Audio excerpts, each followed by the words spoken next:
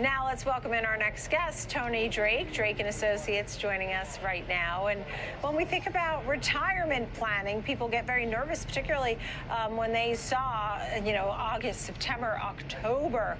There were a lot of concerned folks out there. I mean, they must have been calling and asking for your advice quickly. What do you tell them? Yeah, there's a lot of concern with retirees, and I think anytime you have market volatility, it's really scary. I mean, when people enter retirement, it can be an anxious time period because now you're not putting money into these accounts anymore. You're taking money out when they're not performing well. We know that can really kind of hit the longevity of the portfolio.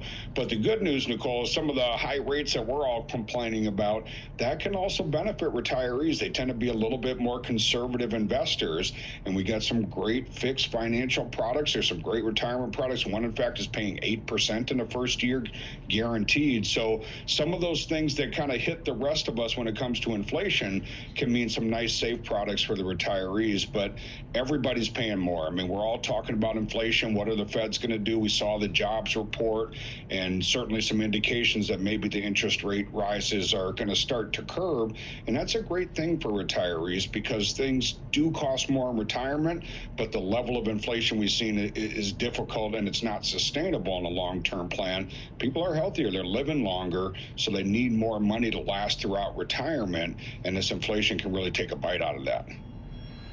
Yeah, and I think you make a great point about, the costs, right? Healthcare costs have been on the rise. Insurance, just in general, whether it's healthcare or also property insurance has been higher. And there is a big concern about outliving the assets. And so with that, I'm curious to hear what are some of the go-to steps and ideas that you give to folks so that they can feel comfortable that they're saving enough to fulfill their retirement needs?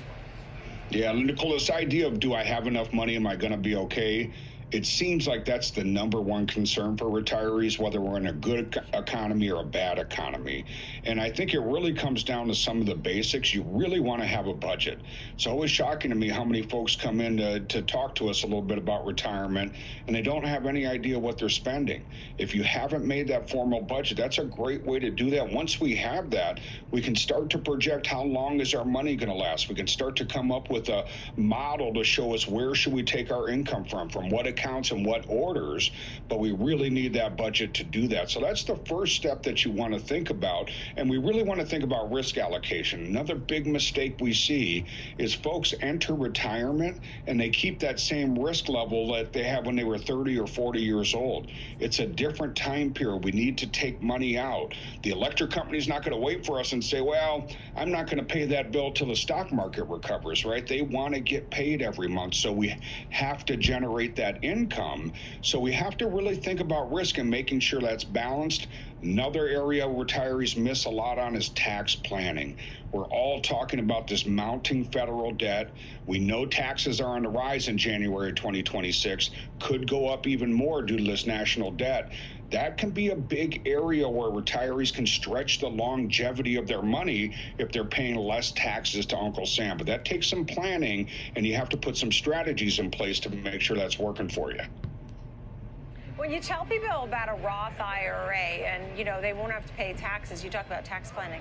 I mean, that's one way people do like to do a Roth IRA because it is what it is. You don't have to pay taxes later, right? When do you suggest a Roth IRA to folks? Roth IRA is a great tool for folks that are working today, in particular if you're not in a very high tax bracket, right? The benefit of doing the traditional 401k, you get that deduction now, which is always nice at tax time. But I promise you the number one concern we're wrestling with our retirees is the amount of taxation. A lot of people think they're going to be in a lower tax bracket when they retire. That's not the case for everybody. So a Roth can be a great way to build that money that's growing and coming out income tax free. Now, if you're a retiree today and you said, that's great news, Tony, but that wasn't available when I was working and all my money's in that traditional pre-tax account, you can do Roth conversion. So the idea is right now we believe tax taxes are lower than they're going to be in the future. We know the 2017 Tax Cut and Jobs Act expires at the end of 2025, so rates are going up. So we're choosing to prepay some of those taxes today at lower rates to really help us start having some money that's growing and coming out income tax free. That can make a big difference to the longevity of the portfolio. And you don't really want to try and take out money too much too soon, because there are penalties when you try and do that. Well, there were some grace periods and things during COVID, but on the other side of the coin, you're saying if you're over 50, you could probably put even more aside. Tell me about that. Yeah, I think we really want to maximize. There's some catch-up periods where we can actually contribute more to these retirement accounts. And that's a great time to do this. This is typically a time in life. A lot of people kind of go through the model. Maybe you start saving early, then you have kids, the expenses of a family, maybe the savings kind of pulls back a little bit. But hopefully by the time you're 50 and older, some of those expenses are gone and you can commit. You're in a higher income earning period in your life, and you can commit a little bit more of that money to retirement savings. And I think it's really important, Nicole, to think about, what does the word retirement mean for you? It's one thing to just stick money away in an account. It's another thing to think about what you want to do in retirement. What are some of those bucket list items? That makes it emotionally a little bit easier to stick more money away and make sure that you're really setting yourself up great in retirement. It's shocking to me how many of our retirees have seven-figure balances. And I think the thought is, boy, they must have been great big income earners. They weren't. They just dedicated themselves to savings, and they put money away each and every paycheck for decades and decades, and they wind up a millionaire in retirement. Tony Drake, CFP. Well, let me tell you something. I hope that for everybody. It's hard to save. Drake and Associates. Thanks, Tony.